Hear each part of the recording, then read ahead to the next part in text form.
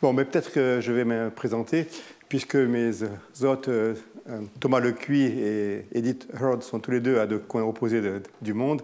Denis, je crois, est à Caltech en Californie, et Edith Hurd est à IMBL, où elle est devenue la directrice. Donc, je suis Claude Desplan, je suis professeur à NYU, New York University à New York, sur Washington Square, donc le centre de l'univers, si je crois comprendre. Et donc, j'ai là-bas un laboratoire de développement neuronal, et on essaie de comprendre un petit peu comment, en fait, les neurones, la diversité neuronale se développe dans le cerveau. Et on utilise plutôt des cerveaux relativement simples pour de comprendre les concepts basiques afin de pouvoir éventuellement généraliser ça à des organes plus compliqués comme le cerveau d'un mammifère ou le cerveau humain. Mais on essaie donc de développer les concepts. Donc, je vais donner donc 4 cours. J'en ai déjà donné un la semaine dernière. Et dans ce dernier cours, ce que j'essaie de dire, c'est qu'en fait, le développement du cerveau, au moins dans les organismes simples, part de principes basiques qui sont en fait très simples et très déterministes. C'est-à-dire qu'en fait, tout est codé dans l'ADN et il y a peu de place, on laisse très peu de place à la plasticité, à la réponse à l'activité. Et donc, c'est quelque chose qui va être très stéréotypé, qui va se reproduire identique d'un animal à l'autre animal.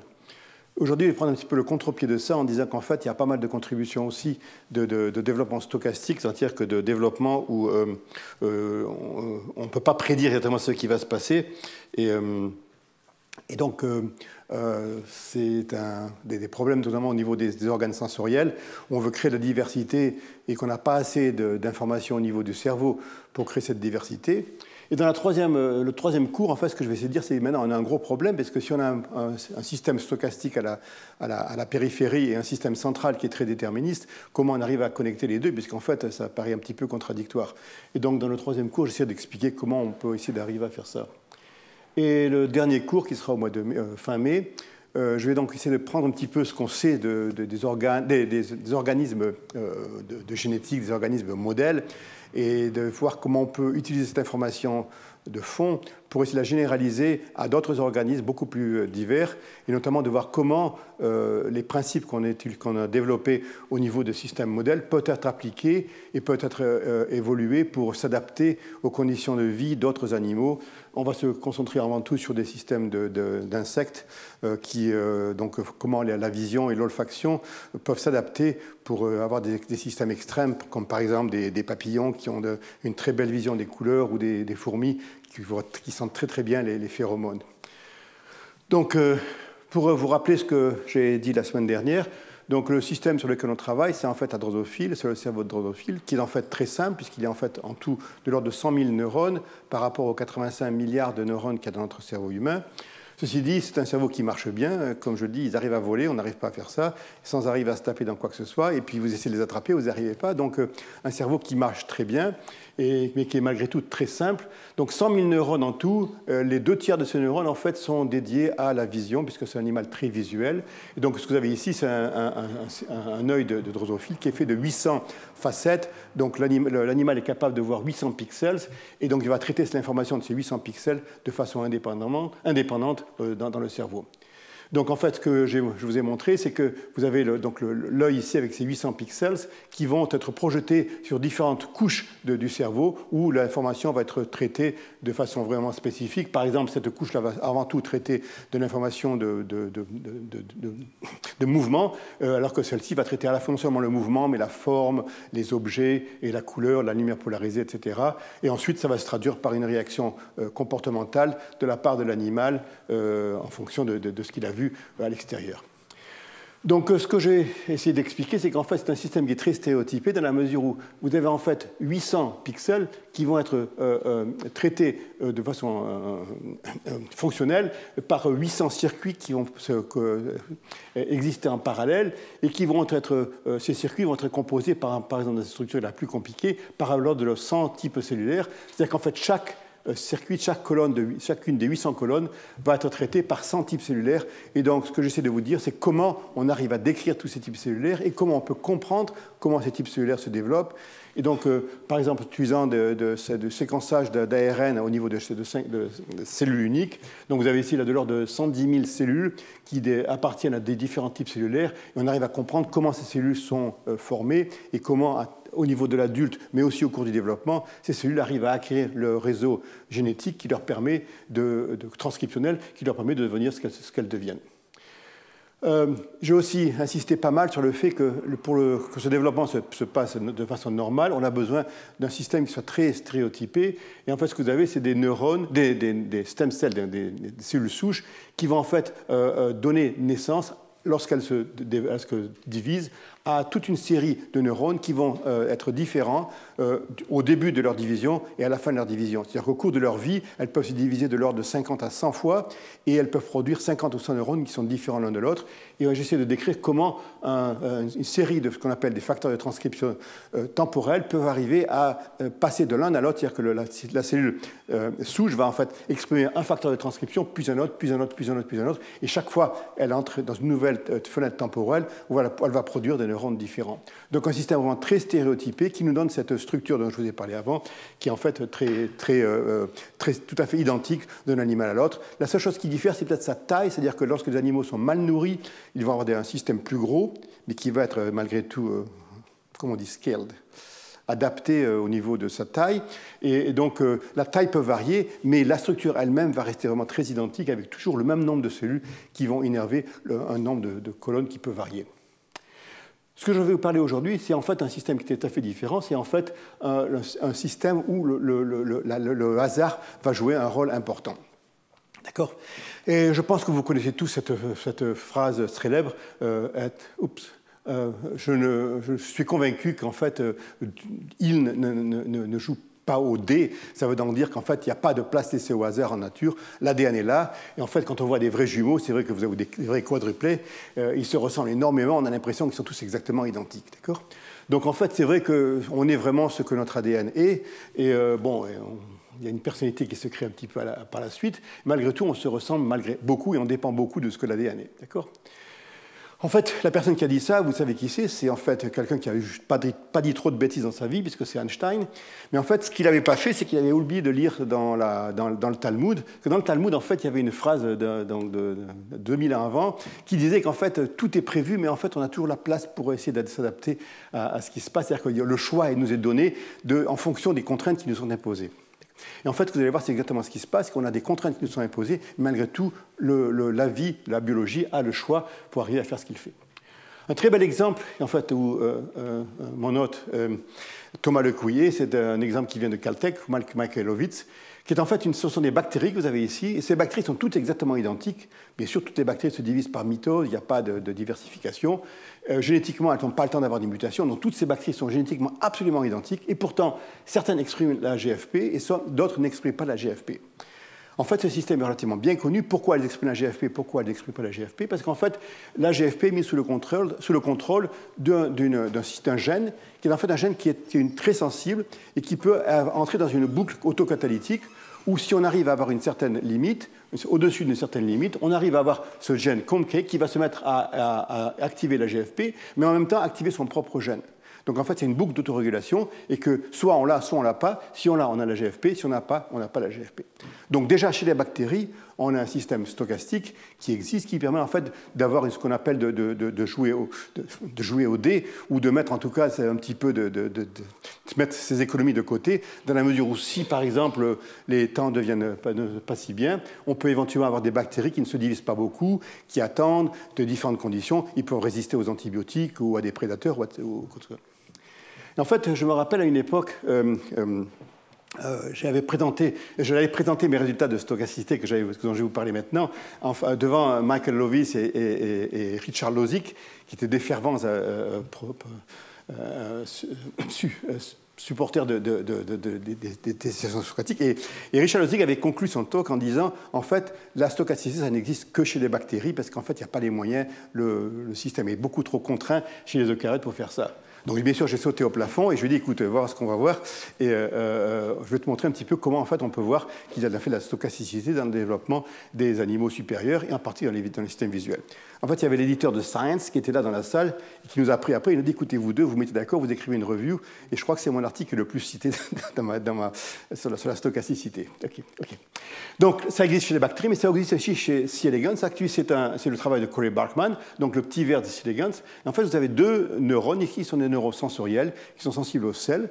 Et ces neurones, il y en a un qui est vert et il y en a un qui est rouge. Et en fonction des animaux, certains, le vert est à droite, et entre les animaux, le rouge est à droite. Mais c'est toujours vert et rouge, mais c'est stochastique, on peut donc aller de droite à gauche, comme ça. Donc c'est deux neurones différents, mais qui acquièrent leur destin de façon stochastique en fonction du hasard, donc du bruit qu'il y a dans le système. Maintenant, un endroit où la stochasticité est très importante, c'est au niveau du système olfactif, et pour une raison bien simple. Dans le système olfactif, donc c'est les récepteurs olfactifs qui sont dans notre cavité nasale. Okay.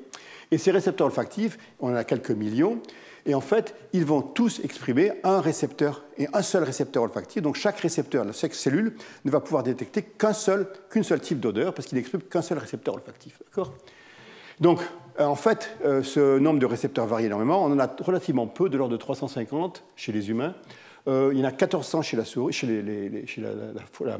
la souris, et en fait, il y en a 1700 chez les chiens. Donc, les chiens que vous avez à Charles de Gaulle, quand ils viennent sentir ou à JFK, quand ils viennent sentir vos bagages, c'est parce qu'en fait, ils ont un répertoire de récepteurs olfactifs qui est très, très large, qui leur permet donc de pouvoir sentir des choses qu'on ne devrait pas transporter. Donc, on a un grand répertoire, et en fait, si vous vous rendez compte, donc ces récepteurs olfactifs sont des G-coupled receptors, donc en fait, ce sont des récepteurs qui appartiennent à une grande famille, et si vous pensez 1700 gènes, on a à peu près chez les mammifères de l'ordre de 24 à 25 000 gènes, ça veut dire qu'à peu près 4 à 5% de notre génome est dédié à en fait fabriquer de ces récepteurs olfactifs. Donc, maintenant, le problème, c'est que si on veut arriver à obéir à la deuxième règle, qui est en fait qu'on ne met qu'un seul récepteur olfactif par neurone, il va falloir avoir un problème, c'est comment on va choisir le récepteur olfactif qui va être exprimé dans ce neurone. Et donc c'est un problème qui en fait n'a pas été encore résolu. Il y a des progrès qui se font assez récemment de Stavros Stavrodos à Columbia qui commencent à comprendre un petit peu comment ça se passe, mais c'est quand même quelque chose qui reste absolument obscur. Bien que ceci ait amené à Richard Laxell à recevoir le prix Nobel, Linda Burke a reçu le prix Nobel il y a une quinzaine d'années. Okay. Et donc, non seulement il y a en fait un seul des gènes qui est exprimé, en fait un seul des allèles de ces gènes sont exprimés. Donc en fait, sur 1700 gènes chez le chien, il y en a en fait 3400 allèles, et il n'y en a qu'un seul de ces 3400 allèles qui est exprimé. Donc comprendre comment ça se fait, c'est un petit peu difficile, comment ce choix se fait, et il est évident que dans toute manière, il n'est pas possible d'imaginer qu'il y ait un réseau transcriptionnel qui pourrait me permettre de faire un choix vraiment précis, de dire toi tu vas là, toi tu vas là, toi tu vas là. Donc, ce qui se fait, c'est qu'en fait, il y a un choix stochastique. Et vous avez ici une illustration, simplement 3 récepteurs olfactifs, un vert, un rouge et un bleu. Et vous voyez qu'ils sont exprimés uniquement le vert dans ce neurone, uniquement le rouge ici, uniquement le bleu ici. Et maintenant, avec les techniques de séquençage in situ, j'ai vu la semaine dernière un très beau séminaire de un laboratoire de Catherine Dulac à Harvard, où en fait, ils arrivent à faire des in situ avec pour chacune des cellules, de savoir ils ont 1500 probes qui correspondent aux 1500 ou 1400 récepteurs olfactifs, et ils arrivent à voir dans quelle cellule chacun des récepteurs est exprimé. Ce qu'on appelle MRSIC, c'est une très belle technique qui marche très bien. On arrive à sonder de l'ordre de 1000 à 10 000 gènes dans chacune des cellules in situ, en gardant leur texture. D'accord ? Donc, une fois que les récepteurs olfactifs ont fait leur choix, qui est en fait un choix qui se fait notamment par la chromatine qui va se plier de façon très spécifique, qui va mettre tous les gènes olfactifs ensemble, et un seul de ces gènes va permettre d'être exprimé. Il faut un choix olfactif. Le problème, c'est que comment on va retrouver l'information, puisqu'en fait, cette information stochastique, comment elle va se retrouver au niveau du cerveau. Et en fait, ce qui se passe au niveau du cerveau, c'est qu'il pourrait y avoir que, par exemple, dans une partie de notre épithélium olfactif, on pourrait avoir tous ceux qui sont sensibles à l'alcool, tous ceux qui sont sensibles à des aldéhydes, ceux qui sont sensibles à des phénols, qui pourraient être regroupés. Ce n'est pas du tout le cas. On pourrait avoir une sorte de randomisation de ces récepteurs, où on peut avoir en fait le fait que tous les récepteurs qui expriment un gène bleu vont se concentrer vont se projeter à une partie du cerveau qui est bleue, tous ceux qui expriment le gène rouge vont se projeter sur une région du cerveau qui est rouge, et tous ceux qui sont verts vont se projeter une série du cerveau qui est verte. D'accord ? En fait, c'est ce que l'on voit, et ça c'est une très belle expérience de Peter Mombras et de Richard Laxell, il y a maintenant une vingtaine d'années, où ils ont inséré dans le gène d'un des récepteurs, un des 1400 100 récepteurs olfactifs de la souris. Ils ont inséré la Z. Ils sont aperçus, donc vous avez ici, parmi les millions de récepteurs olfactifs, il y en a peut-être un millier qui expriment uniquement le récepteur P2, d'accord? Et que tous ceux qui expriment le récepteur P2 vont se concentrer et vont se projeter sur une région, un glomérule spécifique du cerveau, qui exprime P2. S'ils expriment P3, ils vont ici, P1 ici, M50 ici, A17, M12 ici. Donc en fait, bien qu'il y ait une carte bien précise, topographique bien précise au niveau du bulbe olfactif, l'expression au hasard de ces gènes au niveau de l'épithélium va faire que d'une manière qui reste complètement indéterminée, permettre à ces neurones de tous se concentrer sur une de ces régions, de ces bulbes olfactifs. Donc en fait, on a une représentation des odeurs qu'on appelle une chémotopic map, une carte chémotopique, où en fait chaque odeur ou chaque produit chimique va avoir une représentation très précise. Ici, actuellement, c'est la même chose, mais c'est un peu plus simple parce que chez la drosophile, donc il y a à peu près une quarantaine de ces glomérules et chacun reconnaît une odeur particulière. Et bien sûr, le plus gros, ici, c'est celui qui va reconnaître les hormones sexuelles.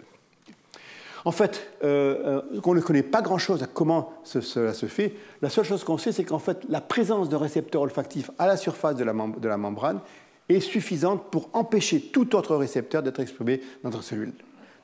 Donc d'une manière ou d'une autre, il y a un choix qui se fait au hasard, mais dès que ça se fait, ce choix est déterminé et maintenu par le fait que ce récepteur lui-même, bien qu'il soit à la membrane, arrive à réprimer l'expression de tous les autres gènes. D'accord ? Donc en fait, ici, le problème, c'est qu'on comprend pourquoi il y a une distribution stochastique, dans la mesure où la raison pour laquelle ça se fait, c'est qu'il n'y a pas assez d'informations génétiques dans le génome pour arriver à maintenir ou à établir une expression très précise d'un récepteur par récepteur, d'un gène de récepteur pour chacun des récepteurs cellulaires que l'on a dans le récepteur optique. Et comment ça se fait, comment se fait la projection au niveau du cerveau, ça c'est resté complètement ignoré. Et en fait, je pense que la plupart des gens ont abandonné l'idée de résoudre ce problème dans le futur précoce. Il y a encore un ou deux laboratoires qui essaient de comprendre comment se fait le choix stochastique, comment ce choix stochastique se traduit par une projection très précise au niveau des glomérules. On ne sait pas du tout comment ça se passe. On sait que les récepteurs olfactifs sont aussi impliqués, mais on ne sait pas trop comment. Oui. Juste une question. La carte des glomérules, est-ce qu'on a vérifié si c'est la même pour 10 souris différentes ou pas? À peu près la même. C'est un petit peu difficile de le voir de façon très précise, mais par exemple, on sait très bien que ici, dans cette région, il y aura P2 et que dans cette région, il y aura 17. D'accord ? Donc la carte, il y a un déterminisme au niveau de la carte géographique chémotopique qui se passe là-dedans. D'accord ? Et en fait, ce que l'on sait, c'est que si on échange le récepteur, donc on prend le promoteur de P2 et on met le récepteur dans le gène de P2 qui va avoir l'information génétique, donc le pattern d'expression de P2, on lui met P1, il va se précipiter tout proche de P1 et non plus auprès de P2. Donc en fait, le récepteur lui-même contient l'information. D'accord ? Donc ici, il semble qu'il y a une nécessité absolue, c'est que si on veut arriver à avoir une diversité et arriver à détecter tous ces milliers d'odeurs, on a absolument besoin d'avoir cette information stochastique qui se fait, dans la mesure où il n'y a pas d'autre choix pour faire cela. Maintenant, essayons de voir un petit peu ce qui se fait au niveau de dans notre sens, c'est le sens de la vision, et en particulier la vision des couleurs. Donc la vision des couleurs, comme vous le savez, c'est quelque chose qui paraît un petit peu superficiel ou superflu dans la mesure où, si on est daltonien, on a relativement peu de handicap. Ceci dit, c'est quand même pouvoir pratique de choisir vos poivrons quand vous allez au marché, d'accord ? Et en fait, il y a pas mal de circulation, et notamment quand nos ancêtres étaient des hunter-gatherers, qu'ils allaient chercher des fruits, c'était quand même pratique de savoir quels étaient les fruits qui étaient mûrs quand ils allaient les chercher, d'accord ? Donc en fait, si vous regardez la rétine d'un poisson, qui ici, de zebrafish, un très beau travail de Rachel Wong, on s'aperçoit qu'en fait, ils sont tétrachromates, ils ont 4 types de récepteurs qui s'appellent des cônes, donc par rapport aux bâtonnets qui sont avant tout dans la périphérie, qui sert à la vision du mouvement. Il y a 4 types de cônes qui sont sensibles aux ultraviolets, au bleu, au rouge et au vert, et c'est une grille parfaite qui est magnifique, d'accord ? Donc ça, c'est ce qui se passe chez le poisson. Et en fait, ce qui nous a intéressé, de voir que en fait, d'autres animaux, cette grille était loin d'être parfaite, et vous verrez qu'en particulier au niveau de l'homme et aussi de l'insecte dont je vais vous parler, il y a une grande diversité de l'expression et en fait une grande stochasticité de l'expression de ces gènes-là. Donc en fait, tous les animaux qui suivent dans la lumière du jour sont capables de voir les couleurs et de déterminer les couleurs. Donc ce n'est pas quand même un sens qui est tout à fait superflu, puisqu'en fait, ce qu'on peut voir, c'est que par exemple, tous les insectes sont à la fois sensibles aux UV, au bleu et au vert. Et en fait, c'est au niveau des chélicérés, donc en fait des scorpions et des araignées, donc avant les araignées, il n'y avait pas de bleu, et qu'après les araignées, on obtient le bleu, vert et les ultraviolets. Et de temps en temps, parfois, on a une détection du bleu, du rouge, et il semble que ce soit assez rare malgré tout, et que c'est un petit peu aléatoire de quand ça va se faire. C'est un peu réparti partout dans le spectre des animaux. D'accord ? Donc on va revenir à notre animal qui est favori, qui est la drosophile, où en fait la drosophile a un système, comme je vous le disais, visuel qui est très précis. Et en fait, sous chacune de ces facettes, qui est en fait une lentille, donc il y a 8 photorécepteurs, il y a 6 photorécepteurs qui sont les équivalents des bâtonnets, donc qui vont être impliqués, qui ont des gros récepteurs qui sont très longs, qui sont bourrés d'une rhodopsine, qui est une rhodopsine qui a un très large spectre d'absorption. Donc leur but dans la vie, c'est avant tout d'absorber tous les photons possibles. Ils vont être donc très sensibles et donc pouvoir travailler même en lumière basse. Ils sont avant tout impliqués dans la vision du mouvement. D'accord ? Et il reste 2 autres photorécepteurs qui s'appellent R7 et R8. On n'en voit qu'un ici, puisqu'en fait, ils sont positionnés l'un au-dessus de l'autre. Et en fait, la lumière, elle vient dans le plan du tableau, c'est-à-dire que la lumière vient comme ça. Donc, elle traverse d'abord R7, et ensuite, elle va dans R8. Il se trouve que ce sont les équivalents des cônes, puisqu'ils expriment 2 rhodopsines de couleurs différentes, une qui est sensible aux UV et l'autre qui est sensible au bleu. Et en fait, pour arriver à discriminer parmi les couleurs, un seul photorécepteur n'est pas suffisant. Si on n'a qu'un seul photorécepteur sensible au bleu, on ne sera pas capable de dire que c'est du bleu parce qu'on ne sait pas si c'est du bleu à basse intensité ou du vert à grande intensité. Donc il faut en comparer 2. Et ici, la comparaison se fait entre les UV et le bleu. Et c'est parfait puisqu'en fait la lumière d'abord traverse une sorte de fibre optique qui est fabriquée par le récepteur R7 qui exprime les récepteurs UV. Et ensuite, une cellule R8 qui va exprimer une rhodopsine sensible au bleu. Donc la drosophile apparemment est capable de déterminer, d'avoir une vision des couleurs.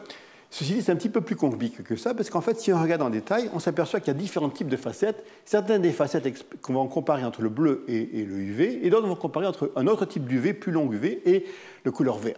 Et en fait, là, c'est pour ça que je vous parlais de stochasticité, puisqu'en fait, si on regarde, par exemple, une coloration avec des anticorps contre la rhodopsine verte ou la rhodopsine bleue, on voit qu'en fait, il y a une distribution qui est complètement aléatoire, dans la mesure où vous avez à peu près 35% des photorécepteurs qui sont sensibles au bleu et 65% qui sont sensibles au vert. D'accord ? Donc, question qu'on peut se poser, c'est pourquoi ça se fait comme ça ? Et les pourquoi, c'est toujours une question difficile à répondre, à laquelle il est difficile de répondre, soit peut-être qu'on regarde un petit peu dans l'évolution, mais peut-être qu'on pourrait essayer de comprendre comment cela se fait-il. D'accord ?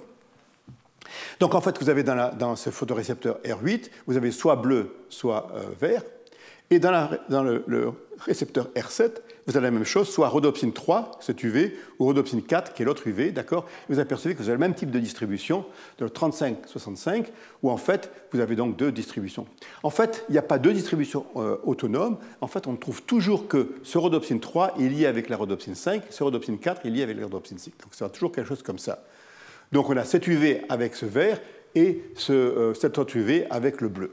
Donc, d'une manière ou d'une autre, l'animal est une sorte de double dichromate qui lui permet de comparer 2 types de lumière, certainement pour voir mieux dans les couleurs qui sont des couleurs froides, donc les couleurs dans la partie bleue du spectre. Et celui-là, c'est peut-être plus large, un spectre beaucoup plus large, où en fait, ils sont permis de comparer entre les UV et le vert. D'accord ? Bon, donc, on essaie de répondre à la question de pourquoi ça se fait un peu plus tard, ou peut-être dans mon dernier cours, le 27 mai, mais pour l'instant, on peut essayer de comprendre comment cette expression se fait. D'accord ? En fait, il y a quelques années, on a découvert comment cela se faisait. C'est relativement simple, même si ça reste compliqué à expliquer. C'est qu'en fait, ce qui se passe, c'est que très tôt au cours du développement, dans cette cellule-là, la cellule qui exprime le rhodopsine 4, va exprimer juste après qu'il soit né, va s'exprimer un facteur de transcription qu'on appelle spineless. Okay ? C'est un BHLH, un pass BHL transcription factor. Donc c'est un transcription facteur qui va exprimer spécifiquement dans cette cellule R7 par rapport aux 7 autres cellules qui forment chacune des omatidies, chacune des facettes. Donc vous avez 8 cellules, 8 photorécepteurs qui n'ont pas du tout acquis leur forme ou quoi que ce soit. Elles n'expriment pas de rhodopsine, loin de là. Mais l'une d'entre elles exprime spineless, mais certaines n'expriment pas spineless. D'accord ? Donc en fait, il y a une expression stochastique de spineless qui correspond grossièrement à 65% des cellules R7. Donc on se dit, bon, mais c'est intéressant, on a découvert ça un petit peu par hasard. Le hasard fait bien les choses. Et on s'est dit, en fait, que ce gène, qui est un facteur de transcription, peut-être qu'il joue un rôle important. Donc, on a regardé un petit peu ce qui se passe chez l'adulte. Donc, chez un wild type, un sauvage, vous avez donc la distribution de 35% exprimé la rhodopsine 3, 65% exprimé la rhodopsine 4.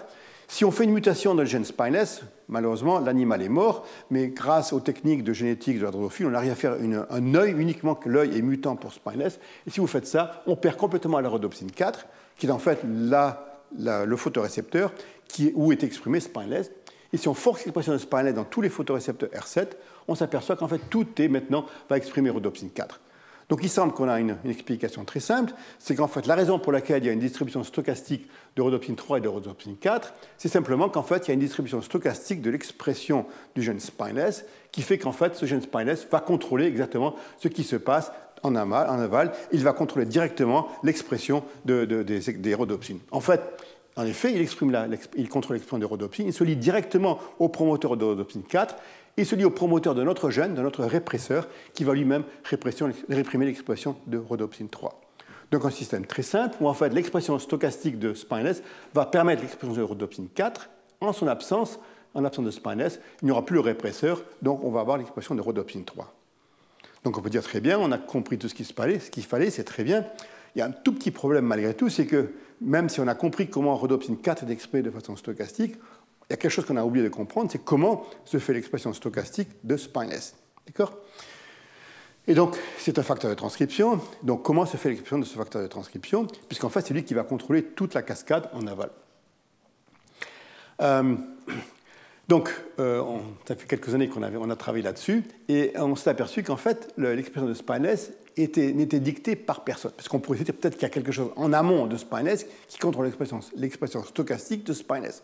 Et on peut montrer en aval comme ça et comme ça. En fait, on sait qu'en fait, il n'y a personne qui dit à spineless d'être exprimé de façon stochastique. Spineless choisit lui-même d'être exprimé ou de ne pas être exprimé. Et je vais vous expliquer pourquoi.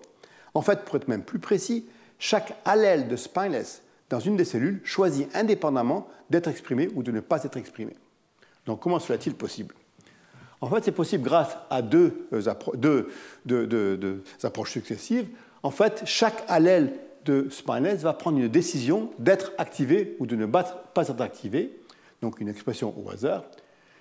Et le problème, c'est que si c'est vrai, si ça se passe, vous avez deux allèles et chacun va prendre une décision qui va être différente de l'autre, et ça peut poser des problèmes, puisqu'en fait, si un des allèles est activé et l'autre n'est pas activé, on va avoir une expression un peu au milieu, qui n'est pas du tout quelque chose qui est appréciable. Donc ce qu'il faut, c'est à ce moment coordonner l'expression des deux allèles afin de pouvoir permettre au système de fonctionner de façon pratique. Dans le cas, vous vous rappelez, des récepteurs olfactifs, je vous ai dit que les récepteurs olfactifs, il y en a un seul des 1400 qui était exprimé dans chacun des neurones, mais en fait, je vous dis qu'en fait, il y a un seul allèle. Donc ici, ils ont simplifié le problème en disant, dans le cas des récepteurs olfactifs, on va n'exprimer qu'un seul allèle, donc il n'y a pas de problème de conflit entre les deux allèles. D'accord ?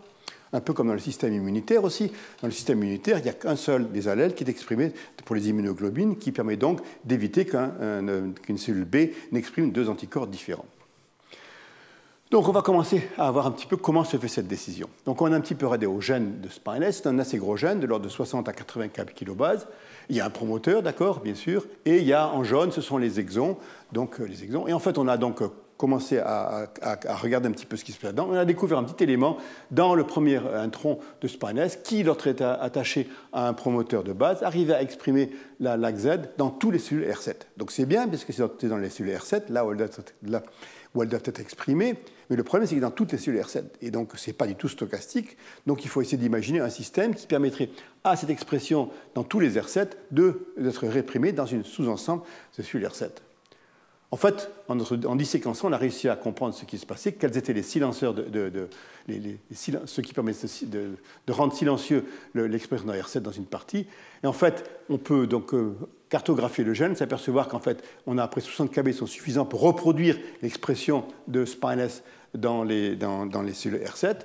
Mais dès qu'on commence à grignoter un petit peu les bouts, on s'aperçoit que soit on grignote de la partie 5', soit de la partie 3'. Dès qu'on grignote un peu là-dedans, on perd l'expression stochastique et on devient une expression qui est purement de type dans toutes les cellules R7. Donc ça veut dire qu'il doit y avoir deux séquences en 6 qui sont capables d'éteindre le gène dans une partie des cellules R7 et de façon stochastique. Donc en fait, ce qu'on peut faire, c'est de reproduire ça. Donc à nouveau, si on fait un minimum, une construction minimum, on prend un promoteur de base, on y accroche l'enhancer tout exprimé dans toutes les cellules R7. À ce moment, si on accroche l'un des répresseurs, on s'aperçoit qu'on recrée une expression stochastique qui nous dit donc en fait, c'est en réduisant la taille du système au minimum, on arrive à reproduire une expression stochastique dans ce système-là, et donc qui permet de voir qu'en fait l'expression de LAC-Z correspond à une expression qui n'est pas dans toutes les cellules R7. Cependant, si on fait ce genre de système, le problème que l'on a ici, c'est qu'en fait l'expression stochastique, là où le gène LAC-Z est exprimé, n'est pas celui où le gène endogène est exprimé. Donc en fait, donc ça veut dire qu'il a une expression stochastique, mais qui n'est pas forcément au bon endroit. Donc c'est deux expressions stochastiques différentes qui dépendent sûrement du fait qu'ici, on n'a qu'un seul élément de répression, alors qu'en fait, naturellement, il y a deux éléments de répression. D'accord ? Donc, ce qu'on peut voir d'abord, c'est qu'il y a une expression endogène, d'accord, et une expression de ce rapporteur. D'accord ? Donc on peut poser la question, est-ce que ces deux expressions sont dépendantes ou indépendantes ? Et en fait, bon, c'est un petit peu une image un peu compliquée, mais si on peut s'apercevoir qu'en fait, ça c'est une homatidie, donc cette homatidie exprime donc le spineless, puisqu'ils expriment rhodopsine 4, mais pas la LAC-Z. Ici, il exprime spineless et la LAC-Z. Ici, il exprime ni LAC-Z, ni la en fait, j'ai toutes les différences. Donc en fait, on peut avoir une expression qui est au hasard. Les deux reporters, et le reporter et le gène endogène, sont exprimés de façon stochastique, mais qui ne se chevauchent pas. Donc deux expressions stochastiques, parce qu'en fait, ils n'ont pas exactement le même type de régulation. Donc, ce qu'on pense, c'est qu'en fait, il va se passer la chose suivante, c'est que vous avez donc un promoteur qui va être sous le contrôle de cet enhancer, qui va lui permettre d'exprimer dans toutes les cellules R7. Et donc, si la chromatine est dépliée, toutes sortes d'éléments régulateurs qui vont être impliqués, par exemple, vous le verrez dans l'accrochage de ces gènes de l'un à l'autre, vous pouvez avoir donc une expression qui va se faire. Mais si par contre, les deux répresseurs vont se mettre ensemble, ça va réprimer l'expression de ce gène, et donc vous aurez une expression stochastique. Donc en fonction de l'ouverture ou de la fermeture de cette chromatine, on va avoir une expression ou une autre expression.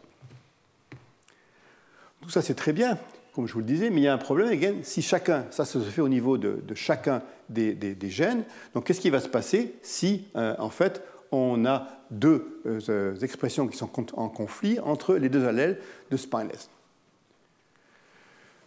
Donc, on peut essayer d'utiliser ça en regardant un petit peu en utilisant la génétique de la drosophile, qui bien sûr est très facile.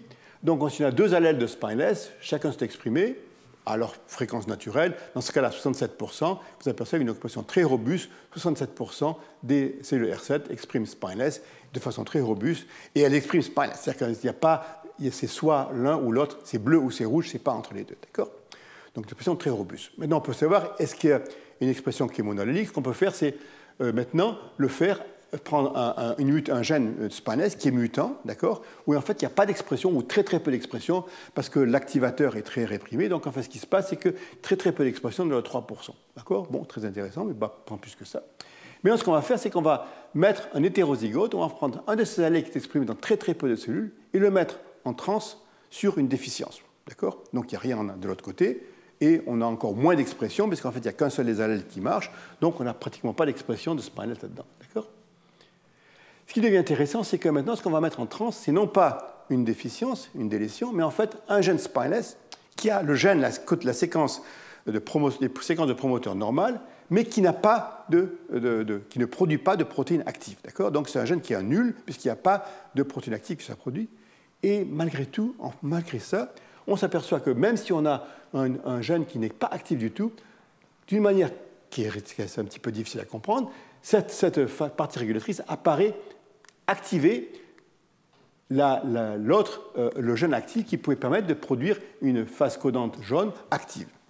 Donc ce que ça simple indiquer, ce qu'on appelle transvection, c'est qu'en fait les deux allèles, qui sont bien sûr sur deux chromosomes différents, sont capables de se parler et que cet allèle qui n'est pas capable de produire une protéine est capable de parler à l'autre allèle et doit être exprimé dans mon pattern et donc d'être exprimé dans à peu près une certaine proportion de ces neurones. Donc en fait, il y a un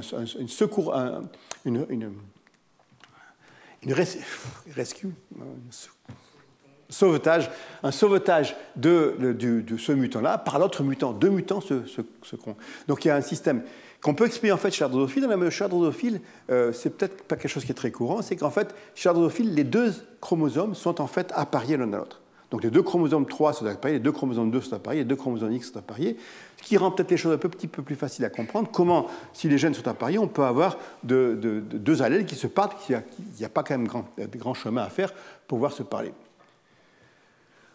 On peut faire la même chose maintenant de l'autre côté, c'est qu'en fait un gène maintenant qui va être exprimé dans tous les cellules R7, dans 100% des cellules R7, d'accord.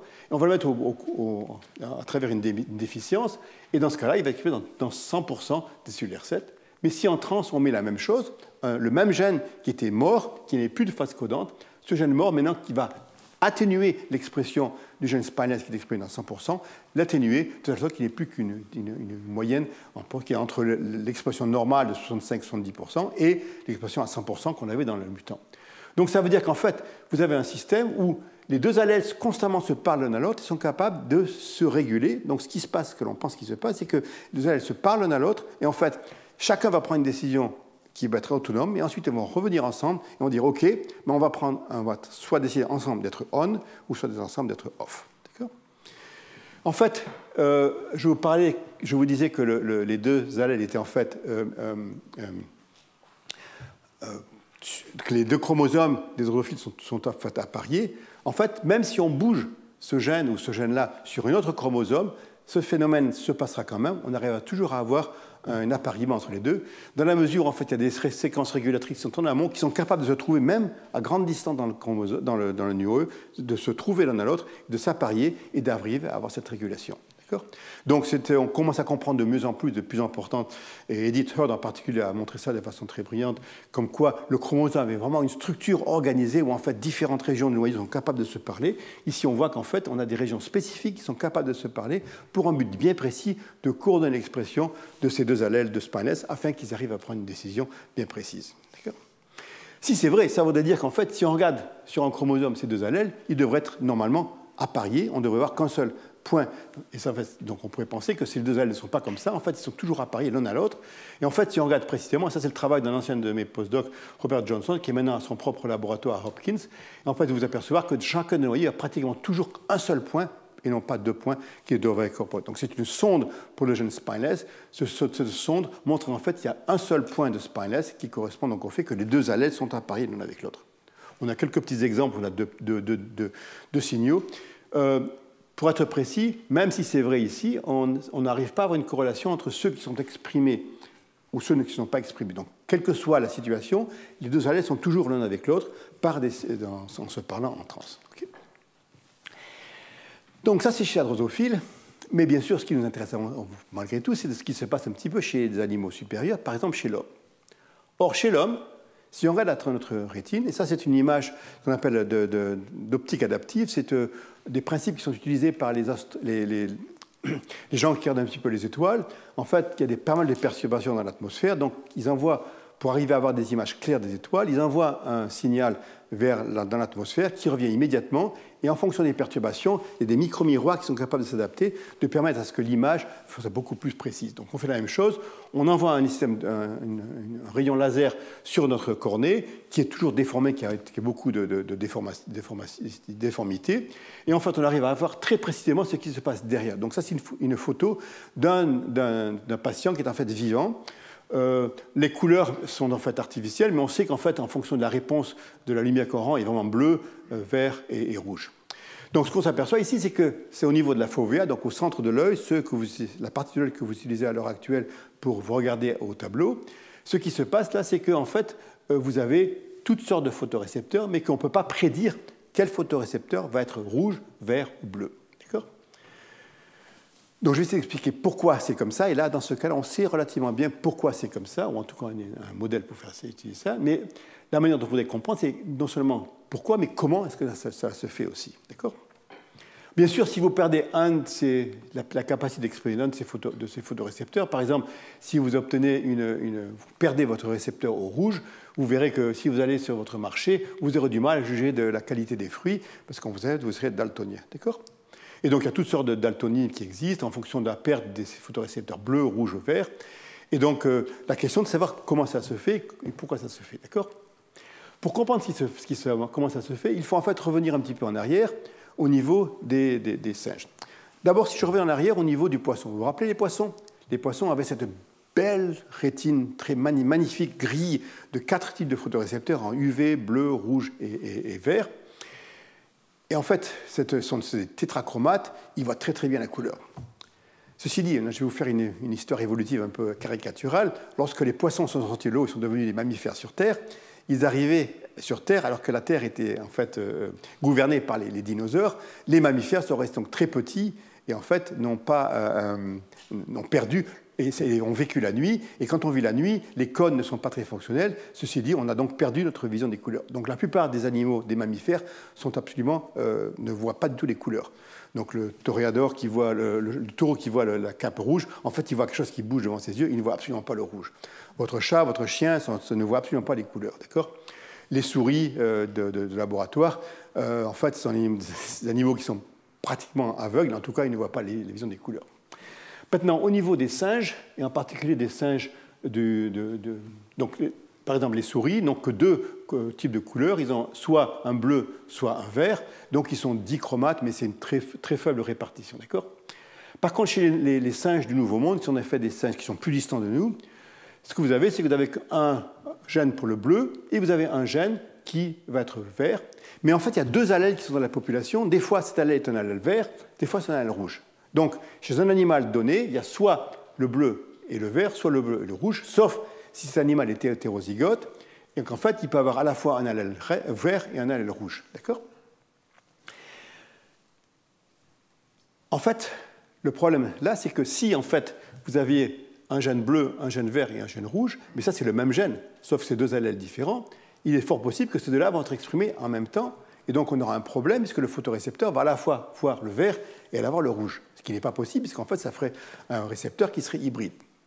En fait, la nature fait bien les choses, puisqu'en fait, ce gène-là est en fait posé sur le chromosome X. Donc les mâles n'ont pas de problème, ils sont dichromates, ils voient soit le bleu et le vert, s'ils ont hérité dans leur chromosome X du vert, soit le bleu et le rouge, s'ils ont hérité du chromosome rouge de leur père, et donc ils vont être dichromates.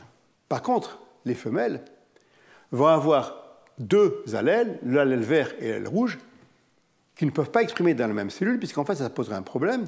Mais n'oubliez pas que chez les femelles, vous avez l'activation du chromosome X, qui est au hasard, ce qui en fait, la moitié des chromosomes X va éteindre le gène vert, et l'autre moitié va éteindre le gène rouge. Ce qui fait qu'en fait, les femelles de ces singes du Nouveau Monde sont en fait trichromates, si elles sont en fait hétéroalléliques, puisqu'elles expriment soit le bleu ou le vert, ou le rouge, en fonction du chromosome qui a été inactivé dans une partie de la rétine. Donc c'est très intéressant, puisqu'en fait, ces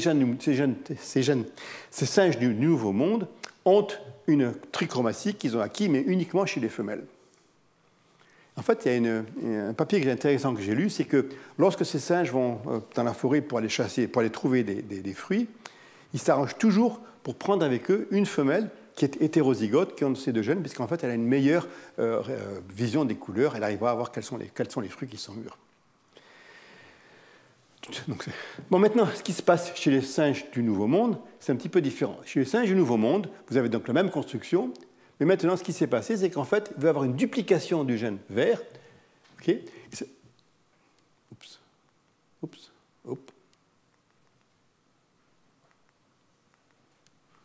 Ok, j'ai un petit problème. Donc, en fait, ce qui va, c'est une duplication du gène vert, c'est qu'en fait, maintenant, vous avez 2 allèles qui sont en fait un seul allèle qui va avoir les 2 gènes l'un sur l'autre. Vous avez le rouge et le vert l'un après l'autre, d'accord?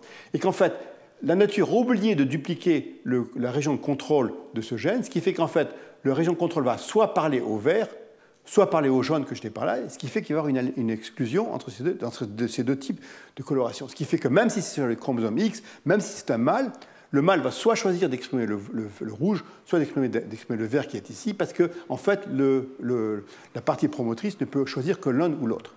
Donc en fait, la raison pour laquelle nous sommes trichromates, c'est parce qu'en fait, on a cette construction-là, et donc en fait, même les hommes, les mâles, sont capables de voir en 3 couleurs le bleu, le rouge et le vert, et de telle manière que chacun des photorécepteurs exprime de façon spécifique. D'accord ? Donc en fait, ça a construit cette mosaïque. Donc la raison pour laquelle on a cette mosaïque, c'est qu'en fait, vous avez un choix dont je vais vous parler maintenant entre le rouge, vert et le bleu. Donc on arrive à comprendre comment le bleu se fait, je vais vous le dire. Et entre le rouge et le vert, ça se fait de façon stochastique, puisqu'en fait cet élément choisit soit le vert, soit le rouge qui est ici, au hasard, d'accord ? Et donc en fait, il y a une expression qui est stochastique. Donc on devient trichromate. Et donc en fait, la raison pour laquelle cette rétine est tout à fait désorganisée par rapport à celle du poisson, c'est parce qu'en fait, on a perdu la vision des couleurs et qu'on l'a retrouvée par cette duplication du gène vert en gène rouge et cette reconstruction où on permet d'avoir la partie régulatrice de ne parler qu'à un seul de ces gènes, et donc d'être soit vert, soit rouge. Donc, ce que je vais vous parler maintenant, c'est en fait le travail de toujours ce même ancien postdoc de moi, mais c'est dans son propre laboratoire, par cette étudiante très brillante, qui a essayé d'analyser comment se faisait cette régulation de la vision des couleurs chez l'homme. Puisqu'en fait, soit on peut utiliser chez l'homme ou dans les singes du vieux monde, qui sont toujours très difficiles à analyser, et donc on ne peut pratiquement rien faire là-dessus. Ils se sont dit qu'en fait, si on peut utiliser des organoïdes, on pourrait essayer de voir un petit peu ce qui se passe. Donc, quand vous le savez, donc la question que vous se posez, c'est comment on va arriver à comprendre comment se fait le choix entre un cône bleu ou un cône rouge ou un cône vert. En fait, il y a 2 décisions qui vont se faire de façon successive. D'une part, on va commencer à choisir entre bleu et rouge ou vert, et d'autre part, on va choisir entre vert et rouge, qui correspond à la description évolutive que je vous dis, puisqu'en fait, chez les souris, par exemple, vous avez uniquement le bleu et le vert, et ensuite la duplication chez l'homme permet de faire une deuxième décision entre rouge et entre vert. D'accord ? Donc 2 décisions successives qui nous permettent d'avoir notre trichromatie bleu, rouge et vert. D'accord ?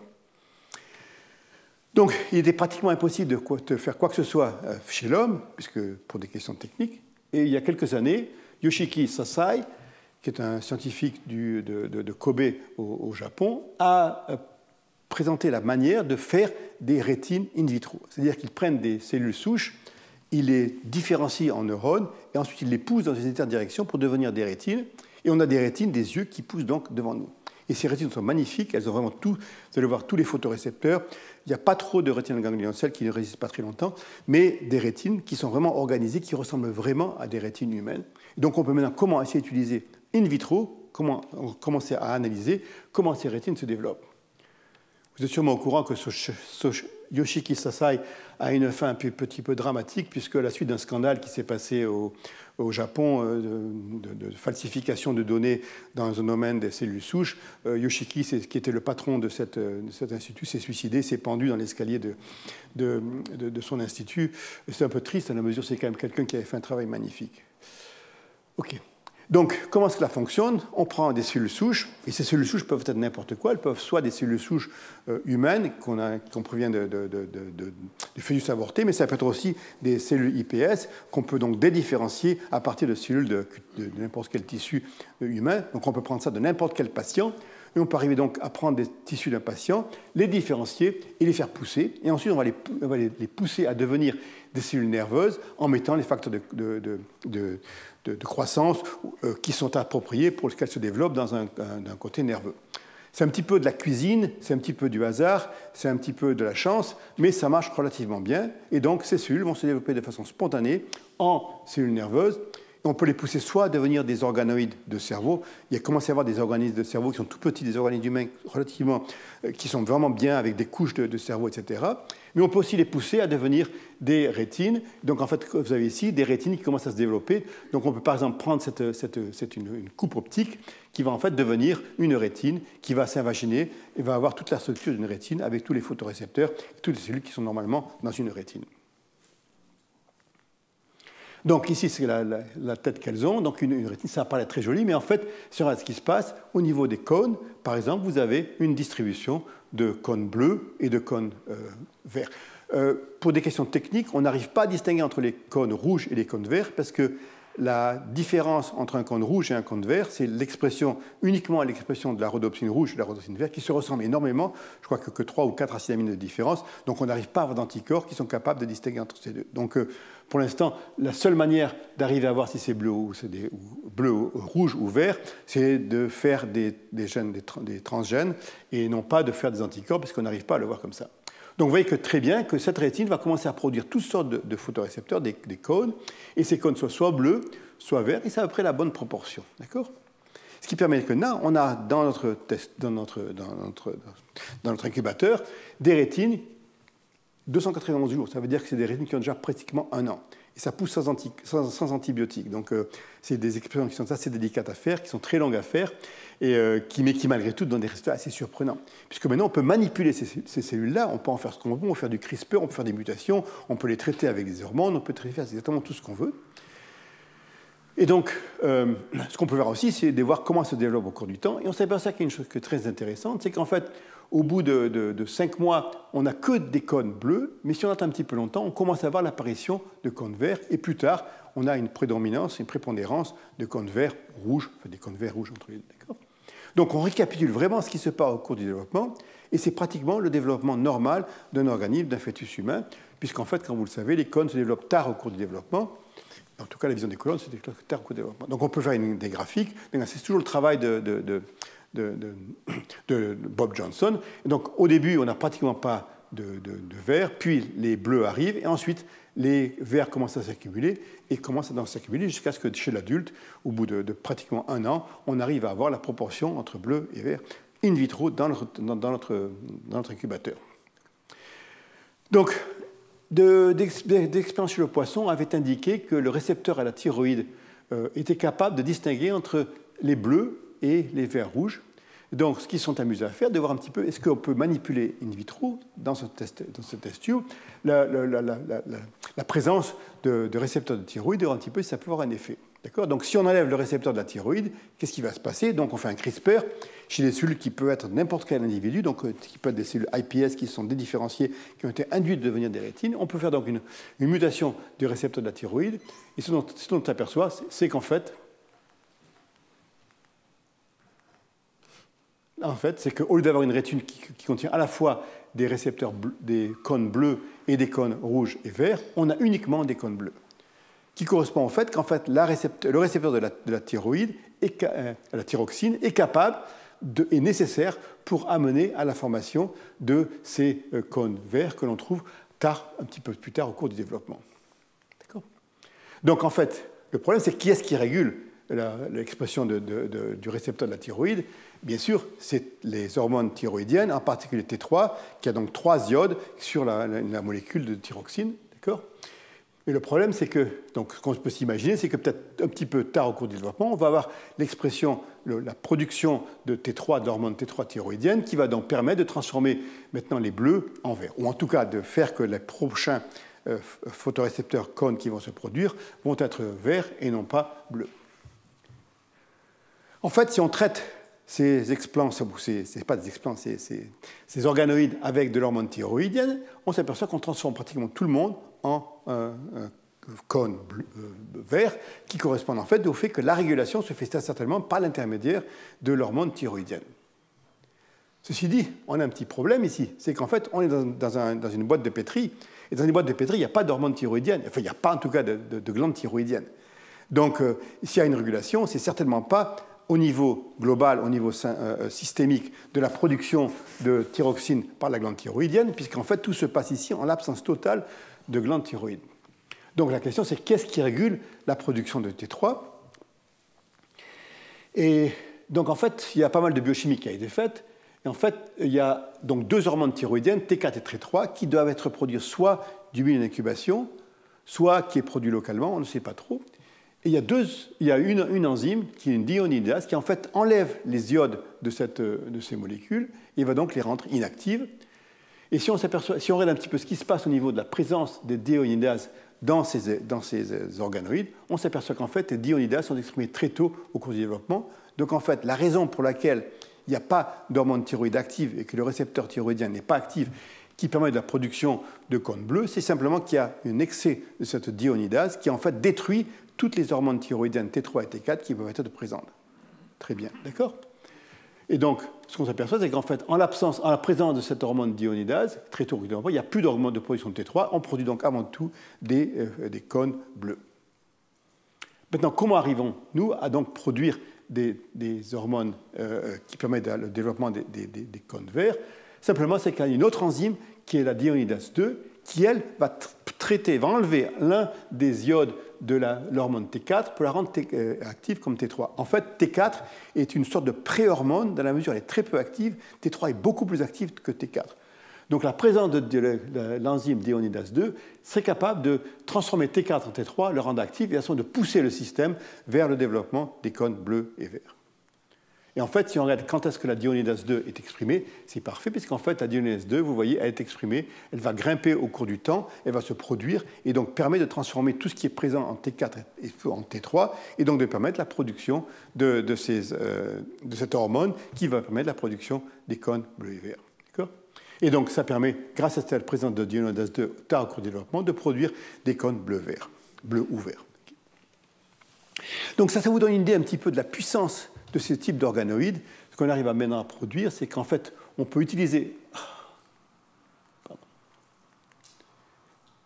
La présentation est un petit peu grosse, elle a du mal à avancer. Donc on peut utiliser ces organoïdes pour arriver à poser toutes sortes de questions dans ces systèmes qui jusqu'à présent étaient absolument inaccessibles, en particulier les systèmes humains. Donc dans le cas de la rétine, ce qu'on peut utiliser, c'est comment en fait se fait le développement de ces cônes bleus par rapport aux rouges ou verts. Mais on peut aussi utiliser maintenant comment se fait le développement des rouges par rapport aux verts. Une autre spécificité de la rétine humaine, c'est qu'on a ce qu'on appelle une fovea. Donc en fait, c'est qu'au niveau, au centre de la rétine, ce qu'on utilise pratiquement tout le temps, on a une énorme concentration de cônes, bleus, verts et rouges, même plus vert et rouge que bleu, qui va être uniquement dans ce 2 ou 3 degrés de la rétine et qui n'existe que chez l'homme. Donc on peut essayer d'utiliser, de voir comment cette fovée se crée, puisqu'en fait cette fovée, c'est ce qui va dégénérer dans toutes sortes de maladies génétiques de l'homme, en particulier de la vieillesse. Donc on peut avoir des modèles qui vont être vraiment des modèles très précis qui permettent de reproduire ce qui se passe au niveau de développement d'un organe humain. On peut maintenant faire ça avec toutes sortes d'organes, l'intestin, la peau et même des cerveaux humains. Comme je vous le disais, on arrive à avoir des cerveaux qui sont relativement bien en couche. On peut voir la migration des interneurones. Donc on peut étudier ce qui se passe et en particulier on peut étudier ce qui se passe dans des cerveaux qui sont malades, puisqu'on peut prendre des cellules de gens qui ont des maladies génétiques comme des microcéphalies par exemple et les analyser pour voir ce qui se passe, ou des gens qui ont atteint de Zika, de voir un petit peu ce qui se passe. Donc des systèmes très précis qui permettent de recomprendre ce qui se passe au niveau du développement de ces organes humains. En finissant, je vais vous donner un petit goût de ce dont je vous parlais le dernier jour, le dernier de mes cours, où en fait, c'est de poser la question, c'est pourquoi en fait est-ce qu'on a choisi cette distribution stochastique. Dans le cas du système olfactif, je vous ai dit simplement que c'est la seule manière d'arriver à produire 1400 gènes exprimés dans 1400 récepteurs différents. Il n'y a pas moyen de faire autrement. Dans le cas de la rétine humaine, c'est un petit peu par hasard, où en fait, en perdant notre vision des couleurs, en la reconstruisant avec ce système de duplication, cette expression aléatoire à partir du même promoteur, ça peut permettre d'exprimer comment ça s'est fait, même s'il n'y a pas une très bonne raison pour laquelle ça se fait, qui en fait pose des problèmes techniques assez difficiles pour la rétine. Puisqu'en fait, comme je vous le disais, si en fait vous avez... Donc si vous avez un gène avec le vert et le rouge, d'accord, et vous avez un seul élément régulateur qui va soit choisir le vert, soit choisir le rouge, d'accord. Donc la seule différence qu'il va y avoir entre un photorécepteur qui choisit d'être vert et le photorécepteur qui choisit d'exprimer le rouge, c'est que l'un va exprimer la rhodopsine verte, l'autre va exprimer la rhodopsine rouge. Il n'y a aucune différence entre les deux, d'accord? Aucune différence. Comme je vous le disais, la seule différence entre le rouge et le vert, c'est qu'en fait, il y a de l'ordre de 3 à 5 aminoacides qui sont différents entre les deux. Donc en fait, c'est 2 photorécepteurs qui sont différents par 3 ou 4 acides aminés, si on peut parler comme ça. La question se pose, c'est comment la nature va arriver à trouver ce récepteur vert va se connecter au système en aval vert, à des rétines ganglions de sel verte, celui-là comment est-ce qu'ils vont réussir à trouver leur cible? C'est un petit peu la question que je poserai la semaine prochaine. Dans le cas de l'homme, on n'a absolument aucune idée de comment ça va se passer. Comme je vous le disais, la seule solution qu'on dit maintenant, who fires together, wires together. C'est-à-dire qui sait qui, ceux qui vont répondre ensemble vont se connecter ensemble. C'est un grand mot qui ne veut pas dire grand-chose. C'est l'explication la meilleure qu'on ait trouvée jusqu'à présent. Donc ceux qui voient les mêmes couleurs en même temps vont tendance à avoir trouvé les mêmes cibles. Même si les spectres d'absorption de rouge et du bleu et du vert sont très très chevauchants de l'ordre de cet ordre-là. Donc c'est vraiment très difficile d'imaginer comment ça peut se connecter. Donc chez l'homme, il semble que ce soit un petit peu un accident de parcours que la distribution stochastique des photorécepteurs des cônes dans la rétine humaine, un accident de parcours qui pose des problèmes techniques au niveau de la résolution.